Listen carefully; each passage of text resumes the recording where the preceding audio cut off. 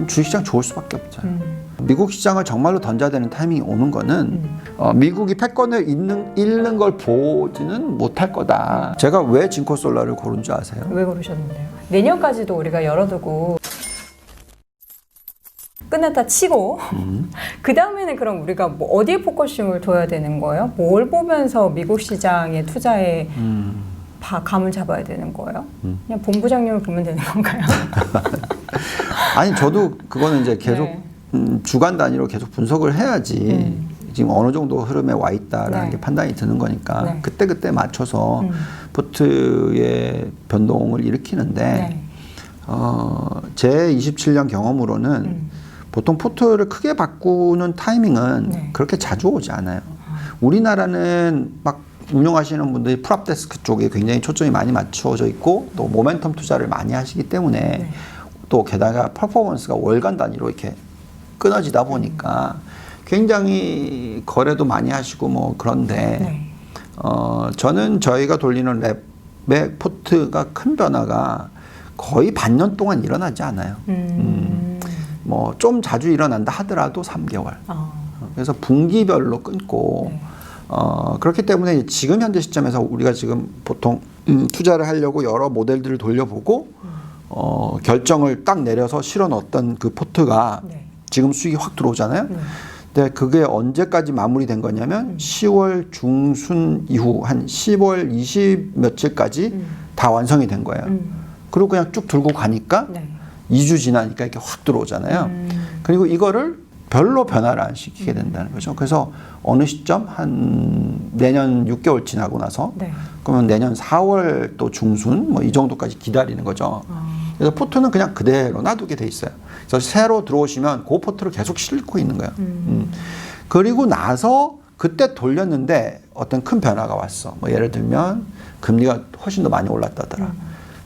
이미 경기 회복 주기로 넘어갔다더라. 네. 그래서 이제 유동성이 앞으로 6개월 안에 회수가 될 수 있는 가능성이 생기더라. 뭐 아닐 겁니다. 그렇지는 않겠지만 네, 네, 네. 또 그때 와서 그렇게 되면 그러면 이제 포트가 완전히 바뀔 수가 있죠. 뭐 예를 들어서 더 이상 시장은 너무 많이 올랐기 때문에 올라갈 룸이 안 보이고 에코티는 그리고 채권은 계속 금리가 이제 완전히 올라갈 거고 경기가 완전히 회복할 거니까 그렇게 되면은 사실 채권 투자도 못 하고 주식 투자도 못 하고 그러면 이제 그럼 도대체 뭘 해야 되나? 이렇게 봤을 때 뭐 뭔가 문제가 있을 만한 섹터를 찾아다닌다든지 뭐 그래서 인버스를 산다든지 아니면 그냥 현금을 들고 있는다든지 아니면 지금 우리가 포트의 20% 정도를 금으로 실어놨는데 그 포트를 계속 들고 간다든지 아니면 정말 위기가 터지려면 저거는 미국이 완전히 한번 중국을 제대로 망가뜨리겠구나.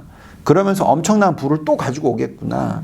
그러면 달러 강세, 달러에 투자를 하거나 달러 ETF 투자를 하거나 뭐 이런 식의 변화가 있을 수도 있죠. 근데 어쨌든 지금부터 단기적으로는 내년 4월 중순까지는 이 포트 아까 처음에 말씀드렸던 뭐 신재생 에너지 얼마, 뭐 5G 얼마, 성장주 얼마, 가치주 얼마 그 대부분 그렇게 가져가다가 그 다음에 이제 6개월 지나고 나서 예를 들어서 성장주 비중을 좀 줄이고 뭐 가치주 비중을 더 높이고 뭐 그 다음에 신재생을 계속 들고 가고 그 다음에 금 비중을 계속 들고 가고 뭐 이렇게 가져가다가 이젠 정말 꼭지다. 그러면 이제 다 던지고 그냥 가치주만 실어 놓다가 그 다음에 이제 마지막에서는 그냥 에퀴티 다 던지고 채권도 다 필요 없고 뭐 금과 달러만 들고 있다가 뭐 이런 식으로 변하겠죠. 그래서 지금 당장은 어쨌든 아직까지 갈 길이 멀어요. 왜? 금리도 올라야 되고 금리가 오르기 전에 물가 상승률도 나와야 되고 물가 상승률이 나오기 전에 경기도 회복을 해야 되고 그럼 지금은 그냥 유동성을 왕창 퍼부어 놨기 때문에 그 유동성이 우선 먼저 어디를 가고 나서 다 끝난다는 얘기죠. 그러니까 지금은 섣불리 빨리 시장을 털고 나오고 뭐 다들 뭐 더블 뭐 쌍봉이다 뭐 대사락장의 시작이다 이 얘기를 하기에 너무 빠르다고 계속 말씀을 드릴 거예요. 대세 하락장, 그러니까 뭐 오르면은 대세 상승장에 대한 얘기가 나오고 조금만 흔들리면은 대세 하락장의 시작인가라는 얘기가 나오는 거 보면은 이게 체감하기에 투자자들이 낮은 구간은 아니에요. 낮은 구간 아닌데 또 보면은 펀더멘탈로 분석해 보면은 더 오를 룸이 좀 남아 있고 그렇죠. 그런 이야기들을 많이 하더라고요. 그리고 사실 우리는 대한민국 국민으로서 미국 시장에 투자를 하지만 미국 국민들 입장에서 보면은 사실 우리나라보다 훨씬 많이 미국 국민들은 미국 시장에 투자를 하고 있잖아요. 그렇죠. 근데 또 그 안에 보면은 그 자금들 중에서 굉장히 많은 자금이 퇴직연금에서 들어온다고 맞아요. 하는데 그래서 미국 시장이 깨지는 걸 정부에서 그대로 방관하지 않는다고 이런 얘기도 있던데 맞죠. 맞나요? 그러니까 결국은 유동성을 풀어놨기 때문에 그 유동성은 주식시장을 계속 서포트를 할 거고요. 네. 미국 시장을 정말로 던져야 되는 타이밍이 오는 거는 진짜 미국과 중국이 계속 패권 싸움을 했는데 네. 결국 미국이 다 졌다. 그럼 그건 뭐 단기적으로 사실 올 그런 전혀 이슈는 아니죠. 아니잖아요. 그러니까. 다들 이런 얘기들을 해요. 이번에 대선을 보고 있으면 네. 아 진짜 저 미국 정말 큰일 났구나. 뭐 인물이 저렇게 없나? 뭐 그렇게 걱정을 하고 또 그 전에는 이제 코로나 사태 때문에 그렇게 싸우고 폭동도 일어나고 막 저 나라는 진짜 저게 무슨 선진국이야. 그리고 미국에 살고 있는 사람들이 미국을 싫어해. 뭐 그다음에 행복 지수가 엄청나게 낮아졌어. 뭐 이런 얘기들. 자, 그렇게 얘기를 하면서 그러면 이제 당연히 이제 미국을 팔고 중국으로 사야 될 거 아니겠어요? G2가 올라오니까. 근데 그렇게 하기에는 중국도 만만치 않게 리스크. 전 중국도 살아봤고 미국도 살아봤기 네네. 때문에 예, 중국 위험하거든요. 뭐 사실 마윈이 저렇게 세게 얘기할 수 있는 이유는 그만큼 전 세계가 다 아는 사람이기 때문에 쉽게 못 건드리니까 세게 얘기했지. 만약에 그 정도 아니었으면 갑자기 사라져요. 진짜 무조건 갑자기 사라지게 돼 있어. 진짜 제가 볼 때는. 근데 그거는 그게 이제 사회주의, 공산주의, 특히 공산주의가 그렇게 할 수 있는 부분이니까 우리는 그쪽을 쉽게 투자하기가 어렵단 말이죠. 근데 중국은 그런데 미국은 대단한 게 저렇게 사실 이 국민들이 분열이 돼 있잖아요. 네. 우리나라도 마찬가지지만 분열이 돼 있지만 어쨌든 간에 민주주의는 계속 유지가 되고 있잖아요. 그리고 거기 자체에서 회사를 운영하는 사람들이 계속 이노베이션을 일으키고 계속 창출이 되고 뭐 그러니까 테슬라가 나오고 계속 이런 새로운 기업들이 계속 나오는 거잖아요. 거기에 대한 크레디빌리티를 줘야지. 그걸 인정할 수밖에 없는 거죠. 네. 그래서 저는 이번 대선을 보고 나서 결국 이런 막 그 그로잉 팬이라고 하기보다는 어쨌든 이런 어려움을 겪고 나서 또 다시 한번 미국은 또 우뚝 섰다는 거죠. 한 단계 더.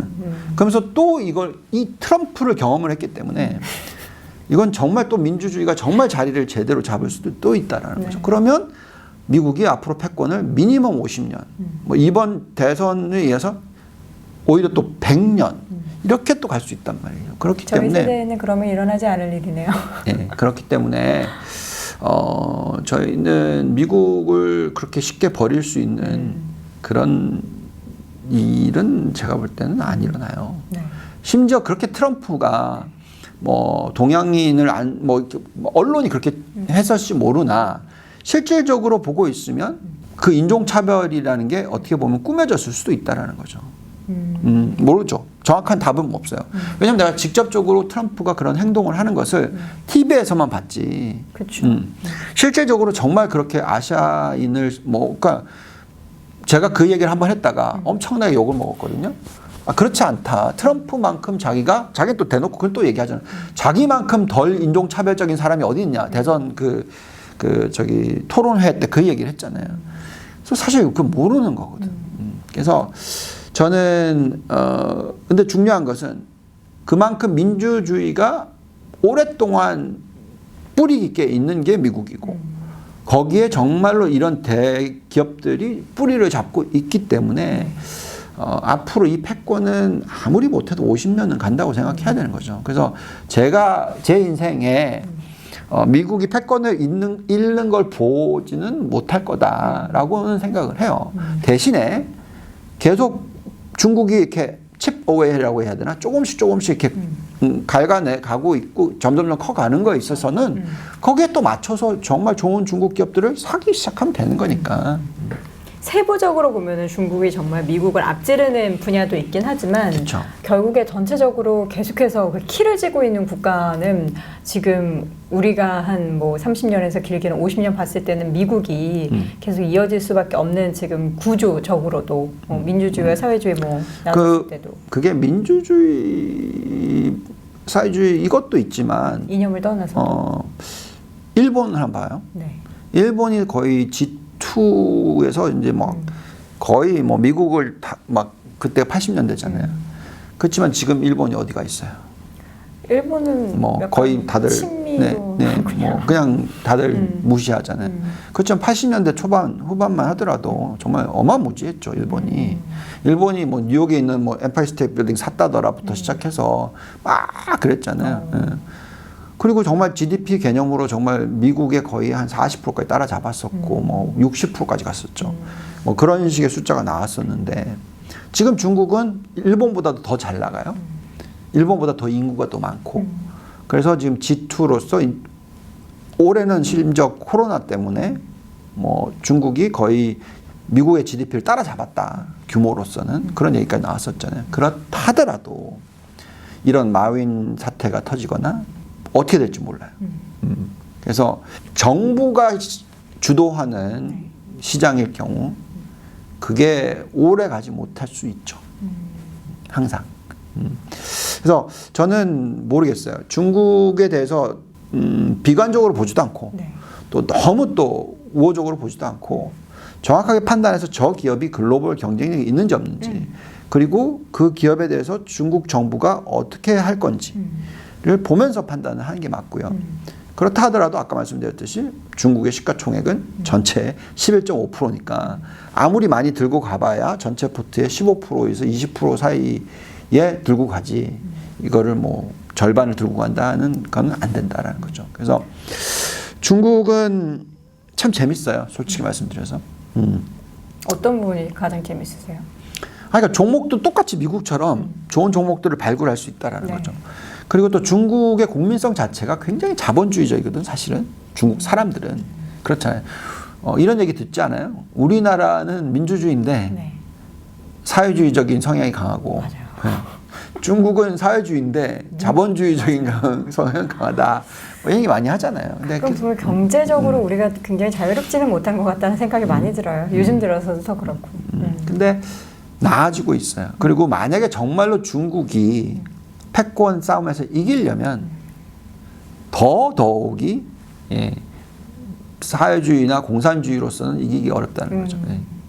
그래서 더 이제 개별 기업적으로 보면 굉장히 공격적이고 굉장히 더 자본주의적인 성향을 띠고 있는 그런 중국. 그러나 이제 여전히 불확실성이 있는 그런. 제가 왜 진코솔라를 고른 줄 아세요? 왜 고르셨는데요? 어쨌든 중국은 가장 부족했던 게 에너지인데 그쵸. 셰일가스는 못하고 코스트 너무 들고 근데 땅덩어리 중에 못 쓰는 땅이 많아. 그러니까 당연히 태양광을 푸시를 할 거였고 근데 진코솔라는 계속 정부가 중국의 최고의 제조업 상을 줬단 말이지. 그러면 저걸 어떻게 삼성전자 같이 만들어야 되겠다라는 중국 이 간부들의 생각도 있을 거고 그리고 경쟁력을 그렇게 일으켰고 그러니까 주가가 10배 나는 거잖아요. 어떻게 보면은 중국은 나라가 좀 많이 밀어주면은 또 좋기도 하네요. 그렇죠. 그런 진코솔라 같은 기업 같은 경우에는. 근데 또 반대로 잘 크고 있는데 너무 나라가 너무 빠르게 크는 것 같은데. 그렇죠. 그렇기 때문에 대형 기업을 투자를 하기보다는 네. 좀 더 작은 기업들을 투자를 하고 대신에 많이 오르고 나면 또 털고 하는 작업을 하는 거죠. 중국은 타이밍 매매가 중요한데 사실 주식에서 타이밍 매매라는 게 정말 어려운 분야이기 때문에 중국 투자하시려는 분들은 그 점 정말 잘 고민하고 하셔야 될 것 같고 미국 시장 같은 경우에는 뭐 여러모로 봤을 때는 사실 우리가 뭐 연마 단기적인 것뿐만 아니라 내년까지도 우리가 열어두고 긍정적인 시장의 방향성을 계속 탐구해 볼 수 있는. 지금은 뭐 미국, 중국 다 상관없고요. 네.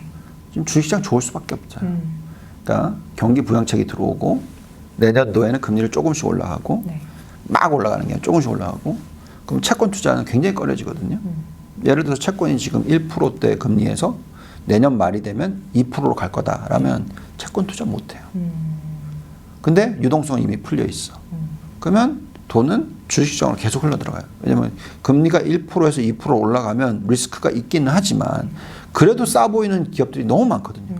만약에 금리가 예를 들어서 1%에서 4%로 갔다. 그러면 주식은 다 팔아야 되겠지만 1%에서 2% 갈 때는 그렇게까지 걱정 안 해도 되거든요. 그러니까 이때는 지금 주식시장 오르고 여기에 또 미국이 계속적으로 재정을 쓰기 때문에 달러가 초강세로 갈 상황이 안 돼. 정말로 진짜 트럼프가 만약에 당선이 됐다. 예를 들어서 그래서 중국을 완전히 잡겠다 해서 작정을 하고 잡았다. 그럼 나중에는 G1으로서 우뚝 쓰면서 G2가 망가지는 일본이 망가진 것처럼 그런 모습이 나왔다. 그러면 미국의 달러는 어떻게 되냐면 지금 193에서 94에서 120, 150까지도 갈 수 있어요. 그렇죠. 그러면 그게 그러면은 신흥국 다 망하거든. 그렇죠. 그래서 투자를 못 한다는 거죠. 그래서 결국은 지금 현재 시점에서는 지금은 이렇게 부양 정책을 쓰고 있고 그다음 중국이 패권이 조금씩 올라오고 있고 그렇기 때문에 달러가 초강세도 못 가고 여기서 딱 안정적. 그러니까 이런 건 너무 주식 투자하기 좋은 시대란 말이죠. 그래서 종목 고르기가 제일 중요하다. 정말 기가 막힌 기업들을 하나씩 골라낼 수 있으면 그 정도를 포트에 10%, 5%씩 실어 놓으면 연간 수익률이 확확 들어올 수 있어요. 그래서 그 작업을 제가 정말 열심히 하는 거고 전체 매크로 보고 뭐 시장 흐름 보고 시장 사야 되고 팔아야 되고 뭐 하는 것도 있지만 내가 보내는 시간 중에서 절반 가까이는 종목. 결국에는 시장 내에서 기업을 잘 골라야 그럼요. 투자가 또 연결이 되는 거니까. 그럼요. 기업을 보자. 예, 시장이 아니라 기업을 보자. 사람이 중심이다처럼 투자에는 기업이 중심이다. 이렇게 훈훈하게 마무리 짓도록 하겠습니다.